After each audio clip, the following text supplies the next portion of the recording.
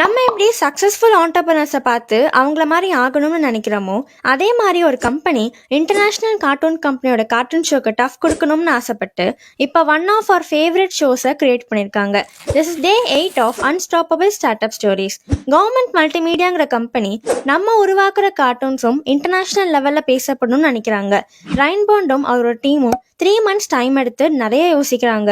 அப்போதான் இது வரைக்கும் ஃபெயிலியர் ஆன கார்ட்டூன்ஸை பார்த்துட்டு நம்மளால இனி புது கேரக்டர்ஸ் புது பேட்டர்னை வச்சு லான்ச் பண்ணுறது ரொம்ப கஷ்டம்னா Looney Tunes and Tom and Jerry ரெஃபரன்ஸாக எடுத்துட்டு ஸ்டோரி பேட்டர்னை கொஞ்சம் மாற்றி ஆகி அட்லஸ் கஃபர்ட்ஸ்னு ஃப்ரான்ஸ் டிவி சேனலில் லான்ச் பண்ணுறாங்க.